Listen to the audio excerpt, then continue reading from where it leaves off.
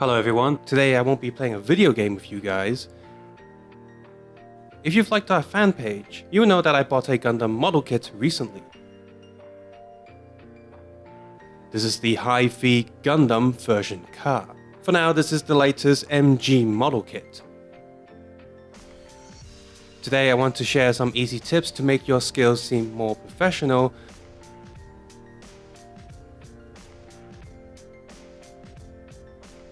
Let's have a look at our tools today. A Mr. Super Clean Matte Finish Spray, Tamiya Panel Line Accent Color, a bottle of thinner, some Gundam markers, a styrofoam board, some wooden skewers with clips on the end, a pair of tweezers for the water slide decals, crafting knife, some masking tape, clippers, etc. These are all the tools we need. Don't worry, you don't need to have advanced skills here. I'm not that great at building kits myself. The main purpose of this video is to use simple techniques that look and feel a lot more advanced than they truly are. First, let's take a look inside. It's quite a big box. And as you can see, I've built some of it already. Just let me restate this one more time. The techniques we will use today are very simple. So if you build model kits all the time or quite skilled already, you might find this video very average. So over the past few years, the MG releases have been excellent.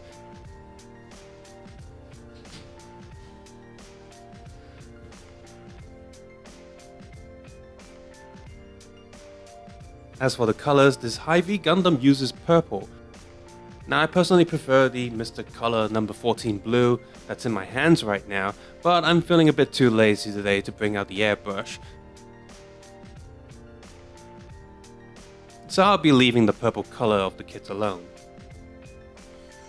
Maybe I'll teach you how to use an airbrush some other time, so we will not be needing the airbrush in this video. First, let me show you how to cut the pieces from the sprue, aka the frame. You need to use a pair of clippers. Don't twist them out with your hands. It's very easy to twist and break certain parts. The best place to cut is just slightly above the surface of the piece you want. Can you see that I've left a tiny spot right here? Don't worry, we'll be using the crafting knife later to remove it. If you cut too close to the surface, there's a chance you'll leave a mark. Now this is the knife I used. This knife is also from Tamiya. You can buy something at a similar quality or price range.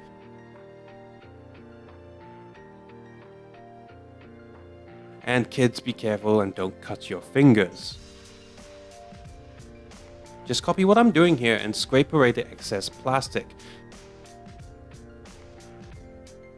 Do it a few times. Try to do it a few more times and the finish will be a bit smoother. This step does require you to pay more attention. If you want this kit to look more professional, you want to sand down the surface and paint over it. Because no matter how good you are with the knife, you will leave a scratch mark.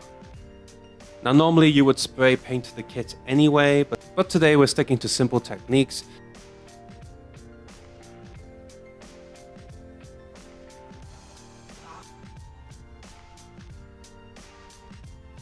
Of course, you can also give it a little rub.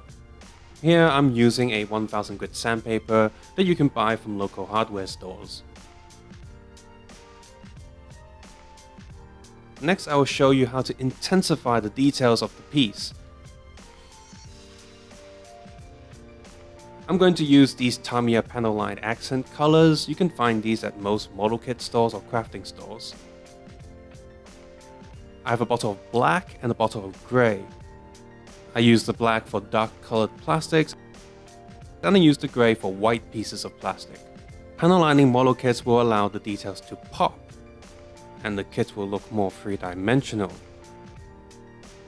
I personally like to use this brand of liners because the lid comes with this small brush that is designed specifically for lining.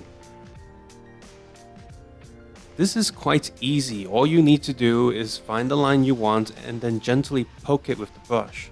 The paint will move down and fill up the line by itself.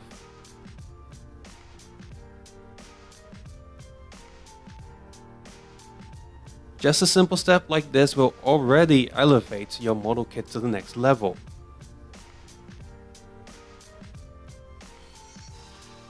And now for the darker purple piece. Sometimes when the panel lines don't look deep enough, some pro crafters will use a knife to dig a deeper line into the plastic themselves. But since I'm a professional at being lazy, this will do. If any paint comes off from the line, which it happens sometimes, you need to use this Tamiya X20 paint thinner. Get a cotton bud, dip it, and then wipe gently till the extra paint is gone.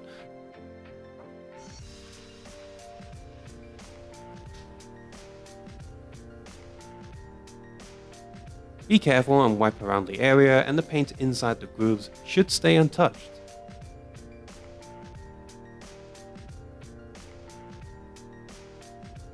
I highly recommend anyone serious about model kit building to buy these paints in thinner, as just these three alone can improve the end results. And just like that, this part is done. Look how great that looks. After lining, we move on to the decals. MG model kits come with two types of decals. We got water slides and transfer decals.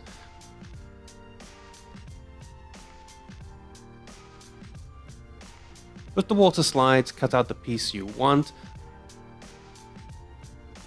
Either wet it or place it into a dish of water and let it soak for a while.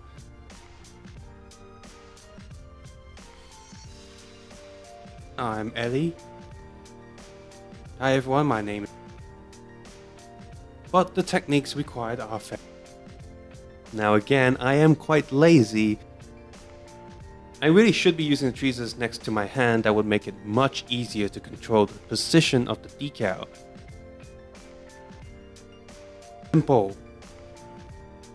I'm quite happy to rub the decal off the backing with my thumb. Whichever way suits you the best, really. Once it's on the plastic, keep the decal wet.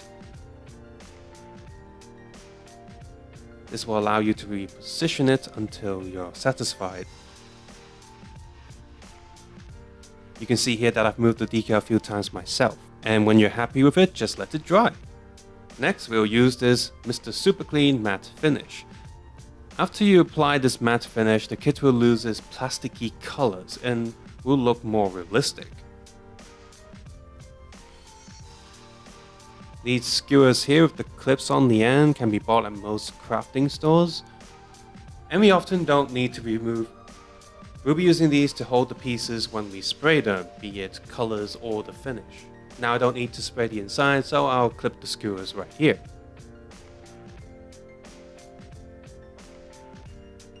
We are ready to spray the front.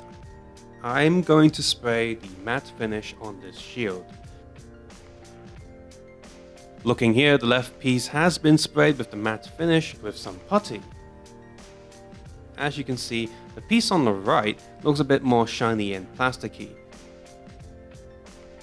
The left piece looks way more professional.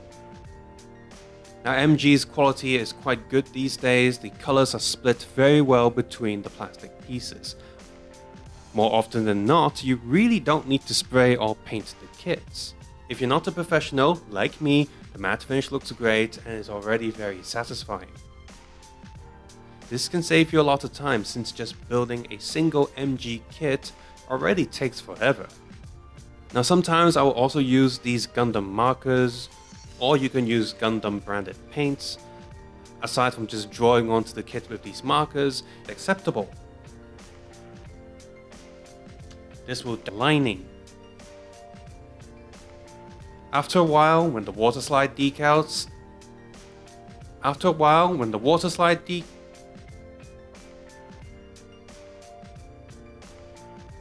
then you can paint the pilot. The part is so small, I wonder if the camera can focus on him. Just a tiny bit of color and he's already spiced up. And of course, don't forget to spray the matte finish. Just a note, the spray will smell of thinner when used, so don't spray it at home, take it out into the alleyway or buy a spray paint box. I'll just pretend to spray here, follow my hand movement and spray a thin layer. Now prepare your foam board because after spraying you can stick the skewers into the board and let the piece dry.